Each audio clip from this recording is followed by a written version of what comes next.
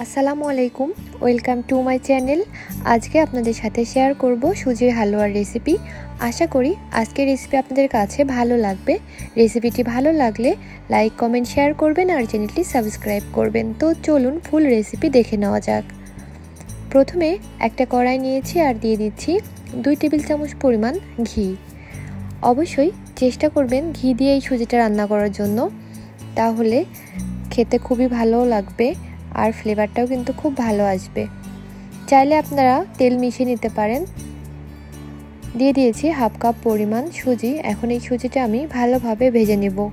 এই সুজিটা ভাজার ক্ষেত্রে একটু সময় নিয়ে চুলার আঁচটা একদমই লোতে রেখে ভাজতে হবে। চুলার আঁচটা বাড়িয়ে নিলে কিন্তু সুজির কালারটা ব্রাউন কালার হয়ে যাবে। ব্রাউন কালার হলে কিন্তু দেখতে ভালো লাগবে না, এই জন্য লোতে রেখে একটু সময় নিয়ে সুজিটা ভেজে নেবেন। এখন আমি চুলাটা অফ করে এর মধ্যে চিনি দিয়ে দিচ্ছি, সামান্য পরিমাণ লবণ দিয়ে দিয়েছি। আপনারা যেই পরিমাণ মিষ্টি খেতে চান সেই পরিমাণ বুঝে চিনিটা দিয়ে নেবেন। দিয়ে দিয়েছি 1 টুকরা এলাচ। আর অবশ্যই সুজিটা ঠান্ডা করে তারপরে এর মধ্যে দুধ দিতে হবে। গরম অবস্থায় দুধ দেওয়া যাবে না, তাহলে দলা বেঁধে যাবে। এখন আমি ভালোভাবে মিশিয়ে নিচ্ছি। এখন দিয়ে দিব তরল দুধ। আমি এখানে গরুর দুধ দিয়ে দিচ্ছি। যতটুকু সুজি তার ডাবল পরিমাণ দুধ দিলেই কিন্তু সুজিটা একদম পারফেক্ট হয়। আর আপনারা যদি কেউ এর থেকে বেশি পাতলা খেতে চান হালুয়াটা, তাহলে সেই ক্ষেত্রে দুধের পরিমাণটা আরও হাফ কাপ পরিমাণ বেশি করে দিবেন। খুব ভালোভাবে মিশিয়ে মিষ্টিটা টেস্ট করে দেখে নিতে পারেন। একদম ঠিকঠাক করে তারপর চুলাটা অন করে দিতে হবে। এখন চুলার আঁচটা মিডিয়ামে রেখে সুজির হালুয়াটা বানিয়ে নিতে হবে। এই সুজির হালুয়াটা বানাতে খুবই কম সময় লাগে, তাই সকালের নাস্তায় কিন্তু ঝটপট এই হালুয়াটা বানিয়ে নিতে পারেন। এই হালুয়াটা খেতে খুবই মজার হয়।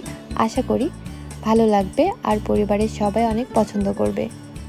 একবার হলেও ট্রাই করে দেখবেন। দেখতেই পাচ্ছেন ফুটে উঠেছে। এই সুজির হালুয়াটা রান্না করতে খুবই কম সময় লাগে।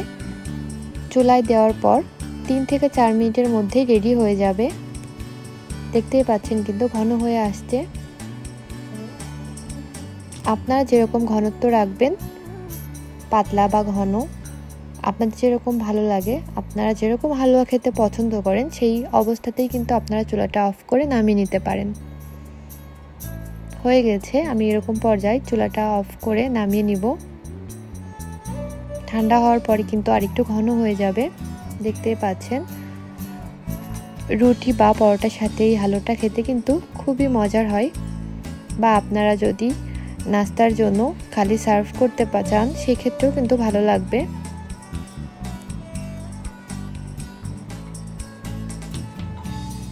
দেখতেই পারলেন খুব সহজে তৈরি হয়ে গেল সুজির হালুয়া। আশা করি আজকের রেসিপি আপনাদের কাছে ভালো লেগেছে। রেসিপি ভালো লাগলে ট্রাই করবেন আর কেমন হয়েছে কমেন্টস করে জানাবেন। দেখতেই পাচ্ছেন উপর থেকে আমি কিছু কিশমিশ দিয়ে দিয়েছি।